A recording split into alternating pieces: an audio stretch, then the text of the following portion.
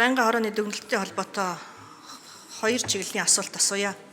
За нэгтгэх нь болохоор 92 оноос хойш Бийдаан нэр дэвшигчдэд 801 хүний гарын үсгийн тоо тавьсан нь 92 онд 1.5 сая хүн амтай байсан сонгогчийн тоо тэр хэрээрээ бага байсан байж таарна. За одоо 3.5 сая хүн болсон байгаа учраас хүний тооны хувьд бол нэмэгдсэн үү гэхээс биш багтаагүй 801 одоо тухайн үед одоо энэ шалгуурыг бодож байсан тухайн үед одоо энэ үнэлгээ хийж байсан хүмүүсийн тавьсан зарчим нь юу байсан болоо гэдгийг мэдэж байж бид нар өнөөдөр бас яг 801 их вэ нүү бага вэ нүү гэдгийг харах нь зүйтэй байхаа. Нэг хоёр дахь нь болохоор улс төрийн нам байгуулахдаа нэгэн адил 801-ийг тавьж байгаа нөгөө талд парламентын засаглалтаа арчилсан улс оронд улс төрийн намуудын оролцоо хөгжил маш их чухлаа. Ийм учраас улс төрийн сонгуульд оролцож байгаа улс төрийн намуудад тавигдаж байгаа шаардлагатай нэгэн адил 801 хүний одоо гарын үсгтэй мөрийн хөтөлбөртэй гэдэг яг нэг хүн гэдгээсээ илүүтэй нэр дэвшиж байгаа субъект гэдэг агуулгаар улс төрийн намтай адилтгаж тухайн үедээ үзсэн болов уу?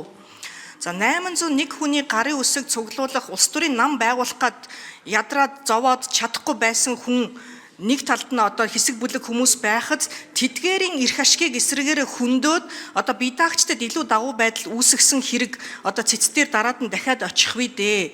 Нөгөө талаас нь харах юм бол өөр үнцэг байгаа юм бус уу? Нам байгуулахад тэгвэл 801 хүний гарын үсэг одоо шаардаж байгаа нь бас одоо цэцсийн шийдвэрээр одоо хууль зөрчсөн болсон одоо ийм агуулга гарах вэ дээ. Ер нь одоо альва улс төрийн нам байгуулах эсвэл одоо Бийдаан нэр дэвших хідэн хүний гарын үсэг байвал зохимжтой юм бэ гэдэг асуултад одоо бас хариултыг бэлдэж өгсөн дээр байгаагүй юу. За одоо жишээлбэл энэ цэцгийн шийдвэрийг хүлээгээд авчихлаар босог одоо гарын үсгийн босог бүр огт авахгүй байх нь зүйтэй ер нь дахиж энэ асуудлыг хөндөж болохгүй гэсэн ийм шийдвэр гарчих вэ дээ. Энэ дээр нэгдүгээр улс төрийн нам байгуулахтай холбоотой яаж уялдаж байгаа юм 801 биш бол тэгвэл хэд юм бэ гэдэг асуултад хариулж өгнө.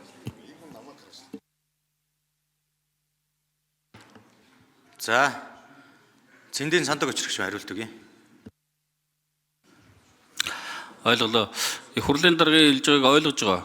Гэхдээ гишүүдийн асууж байгаа асуулт бол итгэмжлэн төлөөлөгчийн хувьд бол улсын хурлаас оцсон хуулиа хамгаалж итгэмжлэн төлөөлөгчөөр оролцож байгаа шүү дээ. Тэгээд зөрчөөгүй гэдэг үндслээр тайлбар хийж байгаа. Та бүхний асууж байгаа асуултууд бол шийдвэр гаргасан цэцгийн зүгээс энэ асуудлыг юу гэж үзсэн бэ гэдэг үүднээс асуулт асуугаад байгаа байхгүй юу? Тэгэхээр уг нь бол одоо асуултын хариултанд бол уг нь шийдвэр гаргасан субъектийн талаас энэ асуудлыг ингэж үзсэн юм аа гэж хариулах нь уг нь бол зохимжтой байна. Тэгээд дэгийн тухай хуулиар бол мэдээж байнгын ороо итгэмжлэн төлөөлөгч хариулах ёстой байх.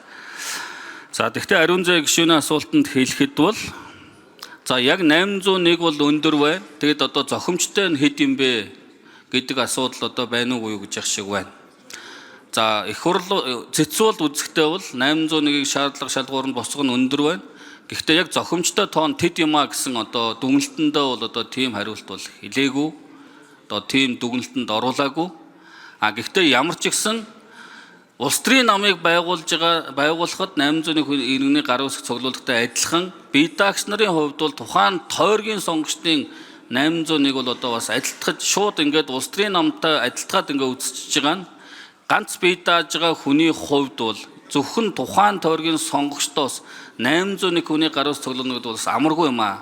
21 хоногийн хугацаанд ингэж одоо гарын үсэг цуглуулад за тэгээд түүнийг нь сонгуулийн хороо 7 хоногийн хугацаанд төврийн аргаар асуудалд субъектив байдлаар ингэж асуудалд хандж байна. Тийм учраас энэ өөрөө эргээд адил тэгш байх үндсэн хуулийн зарчмыг зөрчиж байна л гэдэг гол агуулга үндсэн хуулийн цэцэн маргаан дээр яригдсан. За хууль зүйн байнгын дарга Дамжны Цогтоотор нэмж хариулъя. За ариун зай гишүүний асууж байгаа асуулт бол яг зөв асуулт. Тэгэхдээ энэ чинь нөгөө 801-ийг энэ их байна гэдэг дүгнэлт гараа бид нар энэ дээр нь л ажилласан болохоос биш. Одоо хэд байх нь зохилтой вэ гэдэг чинь бид хүлээгээд авцсны дараа хуулинд өөрчлөлт оруулахаас өөр үгүй болох нь шүү дээ. Тэгэхэд энэ бол нарийн яригдана. Миний зүгээр тухайн үед би байнгын орон дээр нэг зүйлийг хэлсэн.